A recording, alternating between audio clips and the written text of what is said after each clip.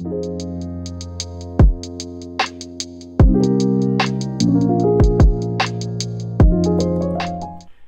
guys, welcome back to the Pressing Matters. I'm Scott. Thank you for tuning in. Today I'm going to be talking a little bit about this album, a brand new release from Analog Productions, Impulse. It's Mingus, the Black Saint, and the Sinner Lady. Before I get to that, if you are new and haven't subscribed yet, please do so. Please hit the like button, notification bell, and subscribe. And you'll be sure to get all new content that's coming up, which is coming pretty regularly at this point. So I had some trepidation about reviewing this album. Now, I'm fairly new to jazz, like I've explained in previous videos. I'm exploring it through the Analog Production series, the Acoustic Sounds series, and the Blue Note series, and a few of the other labels. And sometimes I hit upon something that I'm like speechless. I don't know what to say about it. And my previous exposure to Mingus was and that to me I was accessible and easy to get into and understand. When I first put this on, the Black Saint and the Sinner Lady, I was like, what the heck is going on? What the heck is going on in this music? Didn't understand it at all. And I played it over and over and got confused and annoyed, and I was like, what is going on here?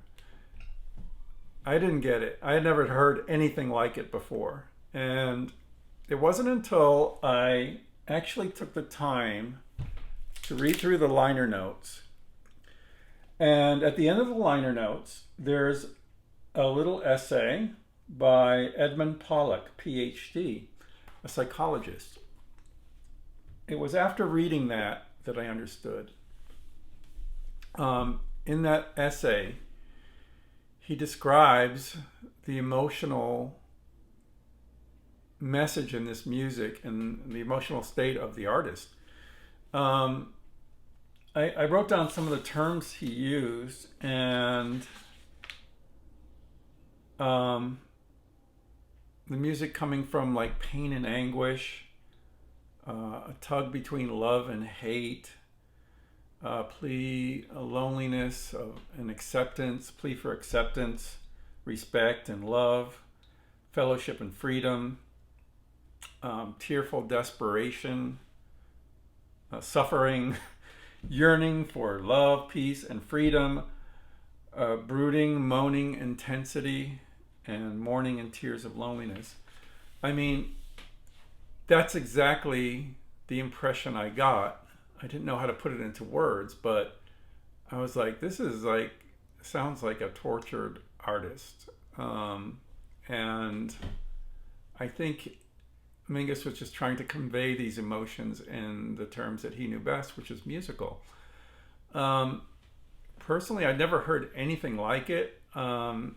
Now that I understand a little bit about what's behind it, I can appreciate it much more, where the first time I put it on, I was like, this is noisy and disturbing, and I didn't understand why someone would put out a record like that. And now I understand. This is very complex music,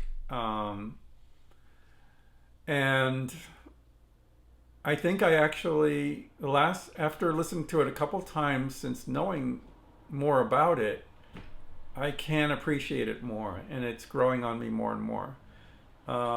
Is it an easy listen? No, it's not. Is it a pleasant listen? Not particularly. The sound is fantastic. Bob Simpson did the engineering on this, who did many wonderful recordings for RCA. Beautiful recording. But there's a lot of discordant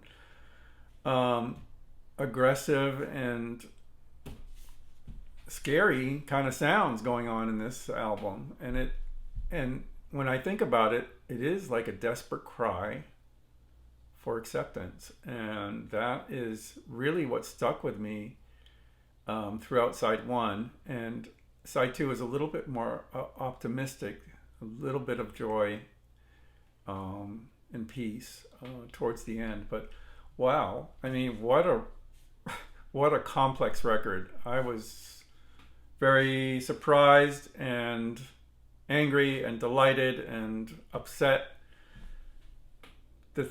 Exactly what a good art should do. It should provoke your emotions, and it reminds me of a painting that I have in my home that was done by a friend of mine, Corinne McKelly, who himself was tortured, a tortured artist at times, and expressed his frustration and anger in painting. And it did remind me of that. And when I put it together, I'm like, this is Charles Mingus giving us a sonic portrait of that, whereas Mr. McKelly gave us a visual representation of his state of mind at the time he did this painting. So I get it now. I get it, and I'm glad I got this. I really am. I know I'm going to take time to explore it more and more, and now I understand why people say it's a masterpiece. I didn't understand it at first, but I get it now. And what a great album. I mean, it's great. It's great. I don't know if it's something I'm going to listen to when I'm feeling down and out, but just taken as a piece of art that provokes your emotions, I see where he's coming from. And that makes it a wonderful, wonderful statement. And I don't think you'll ever hear anything else like it. I really don't. I haven't gotten to Mingus yet. It's back there. It's another one that I need to absorb. But I did want to get this out because this kind of just clicked with me. And I think it will click with you too if you understand what's behind the music. And it was really an eye-opener.